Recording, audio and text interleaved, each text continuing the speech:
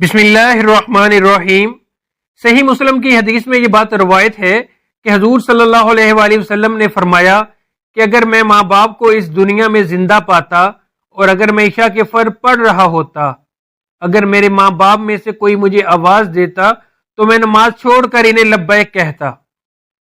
ایک دفعہ حضرت علی رضی اللہ تعالیٰ عنہ اپنے حجرے میں موجود تھے کہ ایک بڑی عمر کی عورت آئی اور عرض کی، اے امیر المومنین، میری دو ہی اولادیں ہیں، ایک بیٹا ہے اور دوسری بیٹی، وہ دونوں ہی نافرمان ہیں اور وہ اکثر بیمار رہتے ہیں۔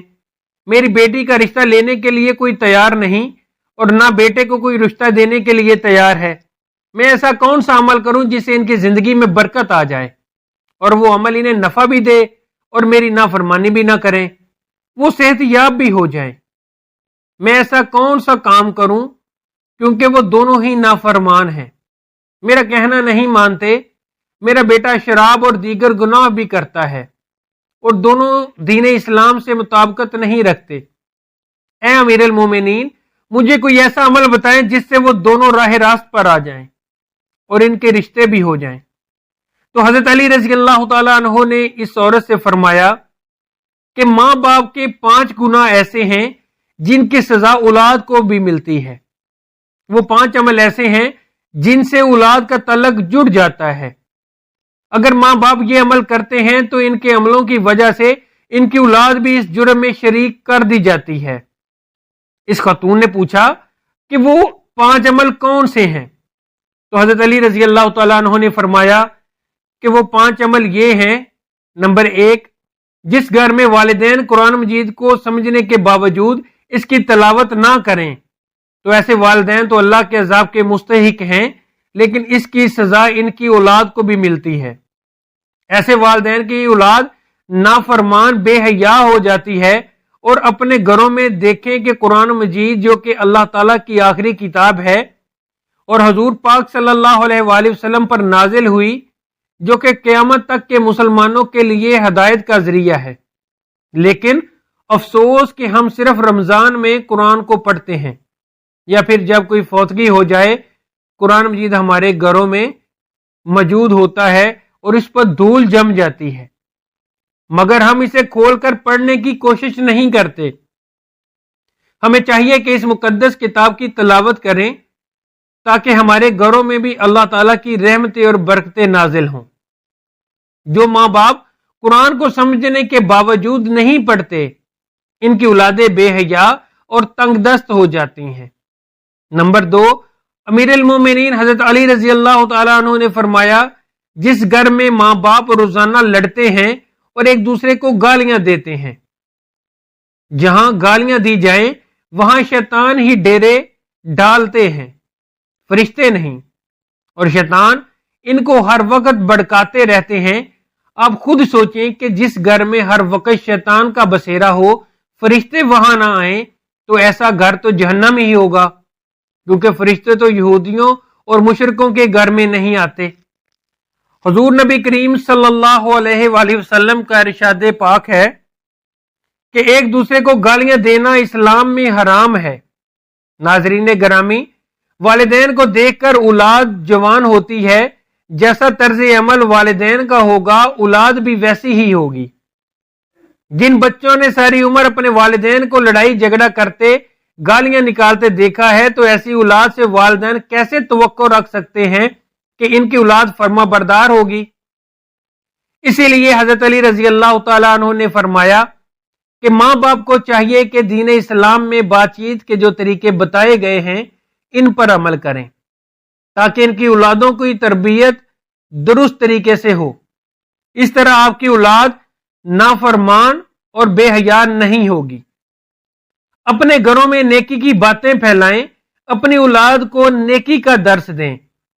اپنی بیٹیوں کو حضرت فاطمہ الزہرا رضی اللہ تعالیٰ عنہ اور حضرت عائشہ صدیقہ رضی اللہ تعالیٰ عنہ کے واقعات سنایا کریں، ان کے طرز زندگی کے متعلق بتایا کریں تاکہ ہماری بیٹیاں باحیا اور پردہ دار ہوں۔ نمبر 3، حضرت مولا علی شیر خدا رضی اللہ تعالیٰ عنہ نے فرمایا کہ ماں باپ کی بے پردگی کی وجہ سے ان کی اولادوں پر بیماریوں کا حملہ ہوتا ہے۔ حدیث بخاری میں حضرت ابو ہریرہ رضی اللہ تعالیٰ عنہ سے روایت ہے کہ نبی کریم صلی اللہ علیہ وآلہ وسلم نے ارشاد فرمایا کہ با پردہ عورت پر جنت واجب ہے جبکہ بے پردہ عورت پر جہنم واجب ہے۔ جس گھر میں بے حیا اور بے پردگی ہوتی ہے تو اللہ کے فرشتے ایسے گھروں میں رہنے والوں کے لیے بد دعائیں کرتے ہیں اور شیطان ایسے گھروں کو اپنا بسیرا بنا لیتے ہیں۔ جہاں بے پردگی عام ہو اس گھر کی اولادیں بے حیا، نافرمان اور غلط کاموں کا شکار ہو جاتی ہیں۔ یہی نہیں بلکہ پریشانیاں اور مصیبتیں ایسی اولاد کا مقدر بن جاتی ہیں۔ یہ ان کے والدین کی بے پردگی کی وجہ سے ہوتا ہے۔ جس گھر میں بے حیائی ہوتی ہے وہاں اللہ کی برکت اور رحمت نہیں ہوتی۔ ایسے ماں باپ کی اولادیں فتنوں اور بلاؤں سے محفوظ نہیں رہ سکتی، کیونکہ اللہ کے فرشتے جو فتنوں کو روکتے ہیں وہ اس گھر سے چلے جاتے ہیں۔ ایسی اولادیں ماں باپ کی نافرمانی کرتی ہیں اور ہمیشہ پریشانی میں مبتلا رہتی ہیں۔ ماں باپ کو چاہیے کہ وہ پردے کا خاص خیال رکھے تاکہ ان کی اولاد بھی ان کی پیروی کرے۔ ناظرین، آپ نے مشاہدہ کیا ہوگا کہ آپ کے ارد گرد جو ماں باپ پردے کا خیال نہیں رکھتے تو ان کی باتیں زبان زدہ عام ہوتی ہیں۔ اکثر عورتیں یہ کہتی ہوئی دکھائی دیتی ہیں کہ پردہ دل کا ہونا چاہیے، تو ایسی عورتوں کو اللہ کے عذاب سے ڈرنا چاہیے۔ کیا ان کا دل حضرت فاطمہ الزہرا رضی اللہ تعالیٰ عنہ اور حضرت اماں عائشہ صدیقہ رضی اللہ تعالیٰ عنہ سے پاک ہے؟ اگر ان کے لیے پردے کا حکم تھا تو آج کی خواتین اپنے آپ کو کس جگہ پر دیکھتی ہیں؟ ناظرین، اپنی بیٹیوں کو حضرت فاطمہ الزہرا رضی اللہ تعالیٰ عنہ کے واقعات بتائیں اور انہیں بتائیں کہ ان کی رول ماڈل کون ہونی چاہیے۔ آپ کو حضرت فاطمہ الزہرا رضی اللہ تعالیٰ عنہ کا ایک واقعہ سناتے ہیں کہ شادی کے بعد نبی کریم صلی اللہ علیہ وآلہ وسلم حضرت فاطمہ الزہرا رضی اللہ تعالیٰ عنہ کو لے کر جا رہے تھے کہ راستے میں ایک نبینا صحابی بیٹھے ہوئے تھے۔ انہیں دیکھتے ہی حضرت فاطمہ الزہرا رضی اللہ تعالیٰ عنہ نے اپنے چہرے کو ڈھانپ لیا، حالانکہ وہ صحابی تو نبینا تھے۔ ناظرین، یہ یہودیوں کی چال ہے کہ جدت کے نام پر بے حیائی کو مسلم معاشرے کے اندر پروان چڑھایا جا رہا ہے۔ لہذا اس دور میں جتنا ہو سکے اپنی اولاد کو صحابہ کرام اور اہل بیت کی زندگیوں کے متعلق بتائیں۔ نمبر 4، حضرت علی رضی اللہ تعالیٰ عنہ نے فرمایا کہ جو والدین کسی دوسرے کی اولاد کے بارے میں برا سوچتے ہیں انہیں دیکھنا چاہیے کہ اگر وہ دوسروں کی اولاد کے بارے میں برا سوچیں گے تو ان کی اولاد بھی اس برے عمل سے نہیں بچ پائے گی۔ اللہ تعالیٰ ان کی اولادوں کے لیے برا کرتا ہے کیونکہ اللہ تعالیٰ بڑی رحمان اور رحیم ذات ہے۔ اللہ تعالیٰ ماں سے زیادہ اپنے بندے سے محبت کرتا ہے۔